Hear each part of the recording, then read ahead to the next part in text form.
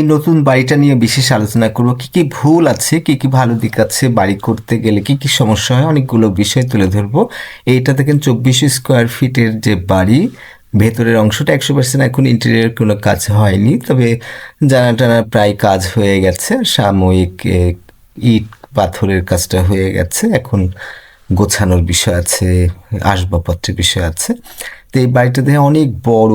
তো নিচতলায় বাড়ি করাতে সব থেকে বড় খারাপ বিষয় হলো যে 2400 স্কোয়ার ফিটের মধ্যে খুব বেশি ব্যবহার করা যাবে না। যে অনেকগুলো ব্যালকনি দেখছেন, সেই ব্যালকনিগুলোতে কিন্তু খুব একটা আপনি বসে আরাম পাবেন না। কেন পারবেন না? কারণ হলো যে নিচতলা।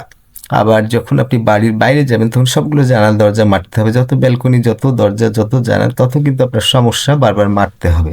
কিন্তু বাড়িটা যদি দোতলা করা হতো তাহলে এগুলো কিছু করা লাগতো না, আর খরচটা কিন্তু একই সমান হতো। কারণ হলো যে নিচে 3 তলা ফাউন্ডেশন আছে, আর প্রতিটা যে 2400 স্কোয়ার ফিট মাটি, সেখানে কিন্তু 3 তলা ফাউন্ডেশন করা হয়েছে। কিন্তু এটা যদি 2 তলা করা হতো তাহলে কিন্তু 2400 জায়গাতে 1700 স্কোয়ার ফিট যদি করা হতো তাহলে কিন্তু সুবিধাটা একই সমান পাওয়া যেত।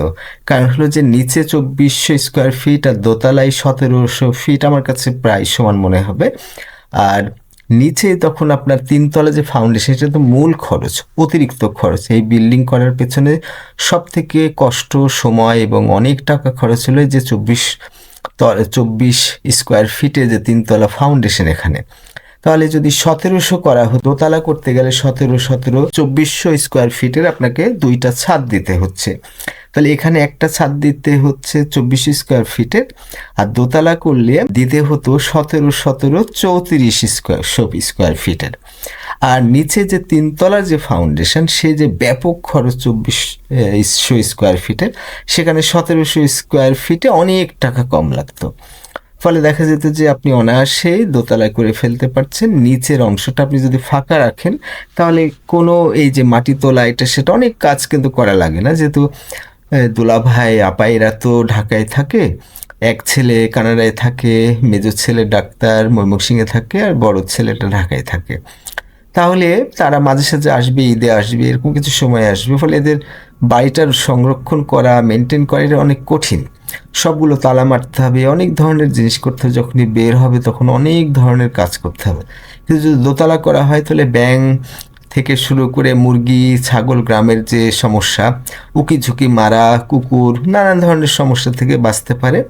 ফলে খুব নির্দ্বিধায় নিচে না গেঁথে শুধু নিচে একটা 5 ওয়াটের বাল্ব জ্বালিয়ে রাখলেই হলো, বা বেশি জ্বালালেও হবে। আর দোতলায় খুব অনায়াসে কিন্তু সে থাকতে পারছে। ফলে দেখা যাবে যে 1700 স্কোয়ার ফিটের 3 তলা ফাউন্ডেশন করে নিচতলা ফাঁকা রেখে দোতলা যদি করা হয় তাহলে 2400 স্কোয়ার ফিটের সুবিধা পাবে। কিন্তু দোতলা হওয়ার কারণে হাজারো ধরনের সমস্যা সেখান থেকে সে বাঁচতে পারে। তো দেখে এরকম মনে হবে, এই রাস্তাটা দেখেন, এই রাস্তাটা একটা এখনো কাঁচা আছে, তবে কাঁচা আর বেশি থাকবে না, সামনেই এটা ঠিক হয়ে যাবে। তো হাফিজের সাথে বেড়াতে আসছি, এই বাড়ির অনেকগুলো ভিডিও দিয়েছি, দেওয়ার পিছনে সবচেয়ে বড় কারণ হলো যে কী কী ভুল আছে। আমি বারবার আপাদুল্লাহ ভাইকে বোঝানোর চেষ্টা করেছি যে আপনি দোতলা বাড়িতে যে খরচটা হবে, একতলা বাড়িতে একই সমান খরচ হবে। আপনি বিনিময়ে কিন্তু দোতলা বাড়ি পাচ্ছেন, অনেক সুবিধা পাচ্ছেন। তো যে বাড়ির সামনে রাস্তাটি, এই রাস্তাটা এখনও কাঁচা আছে, মোটামুটি 150 মিটার রাস্তা। এটা গেলেই এই যে পাকা রাস্তাতে আমরা উঠবো। এই রাস্তাটা হয়তো হয়ে যাবে, অনেকগুলো বিল্ডিং হয়েছে, অনেকগুলো বাড়িঘর আছে, কিন্তু রাজনৈতিক কোনো কারণ থেকে এই জায়গাটা কিন্তু পাকা হয়নি। তো এই বাড়ির একটা বড় সমস্যা হলো আপাতত যখন বর্ষাকাল আসবে তখন বৃষ্টি হলে এই কাদাতে যাওয়া করে, যদিও আরেকটা পাশে রাস্তা আছে, ওই রাস্তাটা অনেকটা শক্ত বা কিছু অংশ ইট পাতা আছে, তারপরে অনেক ধরনের অসুবিধা হয়। এই যে এই জায়গাটা হলো তালতলা থেকে 2 কিলোমিটার দূরে, একটু পরে দেখবেন সাইনবোর্ড 2 কিলোমিটার তালতলা। আর তালতলা থেকে আমাদের পিছনে হলো বিশ্ববিদ্যালয়, যে সেটা 12 কিলোমিটার। তাহলে তালতলা থেকে বিশ্ববিদ্যালয় 12 কিলোমিটার, আর এখান থেকে বিশ্ববিদ্যালয়ে যেতে 10 কিলোমিটার। ফলে সে অনায়াসেই দুলা ভাইয়েরা কিন্তু এখান থেকে বিশ্ববিদ্যালয়ে 10 কিলোমিটারে চলে যেতে পারবে।